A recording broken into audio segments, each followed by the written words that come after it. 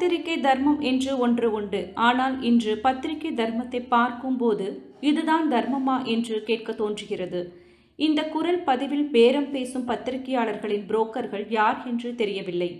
Broker என்றால் ஒரு காலத்தில் ஏதாவது ஒரு பொருளை விற்பனை செய்பவர்களுக்கும் வாங்குபவர்களுக்கும் இடையே இருப்பவர்கள்தான். ஆனால் தற்போது அது மீடியேட்டர்கள் என்றாகிவிட்டது. விபச்சாரத்தில் கூட்டிக் கொடுக்கும் புரோக்கர்களை மாமா என்றுதான் அழைப்பார்கள். அப்படிப்பட்ட ஒரு இஸ்லாமிய மாமா தான் இந்த பதிவில் முதலில் வருகிறார். ஒருவர் என்ன குற்றம் செய்தார் என்று தெரியவில்லை. அவர் தீவிரவாதியா அல்லது கற்பழித்தாரா அல்லது கொள்ளை செய்தாரா அல்லது ஏதாவது மோசடி செய்தாரா என்பதும் இந்த குரல் பதிவில் தெரியவில்லை. ஆனால் அதை செய்தியாக வெளியிட வேண்டாம் என்றால் அதற்காக பணம் வேண்டும் என்று மிக கேவலமாக கேட்பதுதான் வேதனையாக உள்ளது. சொல்லுங்க பாய். சொல்லுங்க பாய். பாய் சொல்லுங்க பாய். அதான் வினிஸ் கூப்பிட்டாப்படிங்க. சரிங்க பாய். அதான் புக்கு போட்டேன்னு சொன்னாங்க. சரிங்க தான் பாய். அது எவ்வளோ ஆகுங்க அது?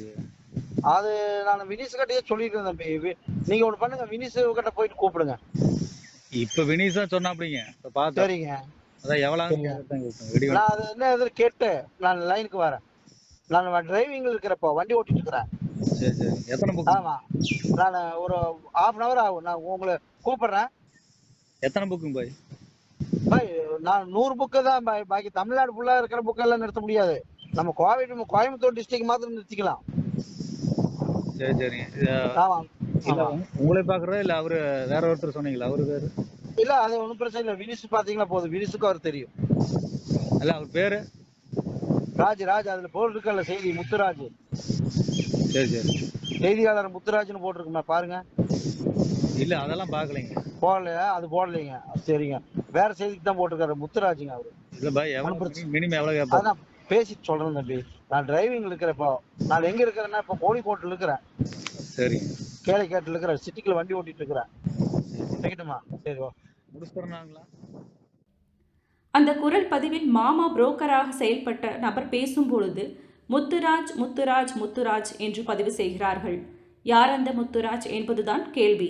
பணத்துக்காக பல்லை இழிக்கும் ஈனத்தனமான செயல்பாடுகளுக்கு புனிதமான பத்திரிகையை பயன்படுத்துவது எந்த வகையில் நியாயம்? அவர் வந்தாரு. சரிங்க. அவர் டெய்லி போட்டு நான் இப்போ வாத்தி கூட பேசக்கூடாதுங்க. சரிங்க. அது தவறா போயிருங்க, அது தப்பா போயிருங்க. நீங்களே பேசுங்க, உங்க சொந்தக்காரர் தானே, நீங்களே பேசுங்க. சரிங்க. நான் பேசக்கூடாதுங்க, நான் அவங்க கூட எந்த தொடர்பு வச்சுக்கூடாதுங்க. சரிங்க. அப்புறம் அது எனக்கு ரிமார்க் போயிடும் சொல்லி அவர் சொல்றாரு. அதனாலதான் சரி அவர் முன்னாடி. அவர் பேர் என்ன? ராஜா. ராஜாங்களா? இல்ல என்ன? ராஜாங்களா? ஆமா. இது பத்திரிக்கைங்க பாய்? இந்த பத்திரிக்கை தான் சட்டக்கோசம் தான் சொல்றேன் ராஜான்னு.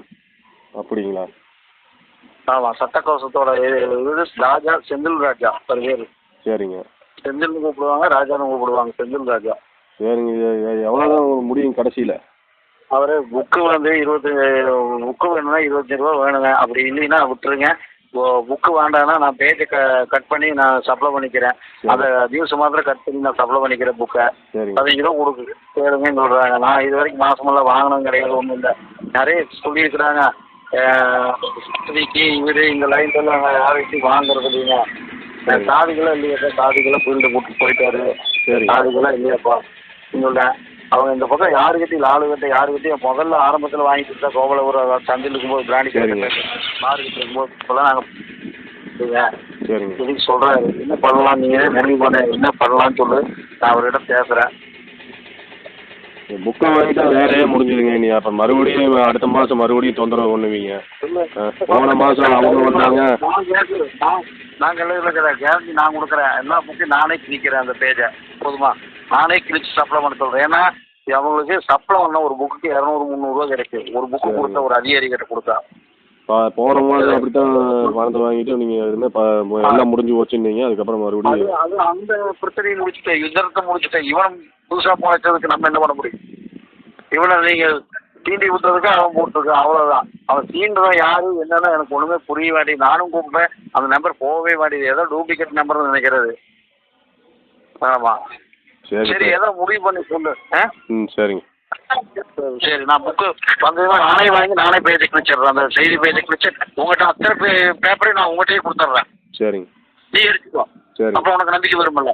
சரி. சரி சரி வைக்கணுமா? சரி. மேலும் வெளிப்படையாக மிரட்டி பணம் பறித்தல், ஏமாற்றுதல் அல்லது சட்டவிரோத செயல்களில் ஈடுபட்டால் பத்திரிகையாளர் மீதும் ஊடகம் மீதும் பாரதிய நியாய சகிதா போன்ற பொதுவான குற்றவியல் சட்டங்களின் கீழ் காவல்துறையினர் வழக்கு தொடர முடியும். ஆனால் இந்த பத்திரிகை மாமா புரோக்கர்கள் பொது குற்றவாளியிடமே பணத்தை பறித்துக் கொள்கிறார்கள். அந்த குற்றவாளிகளோ புகார் செய்ய முடியாமல் தவிக்கிறார்கள். கிராமத்தில் ஒரு பழமொழி உண்டு, இது மாதிரி கனவு கண்டால் வெளியே சொல்ல முடியாது என்று. ஆனால் அதையும் மீறி இந்த ஒளிப்பதிவை பதிவு செய்ததற்கு நமது வாழ்த்துக்கள். யார் இந்த முத்துராஜ் என்பதை காவல்துறை கண்டுபிடித்தால் சிறப்பாக இருக்கும். அக்னி கதிர் செய்திகளுக்காக சிறப்பு புலனாய்வு குழு.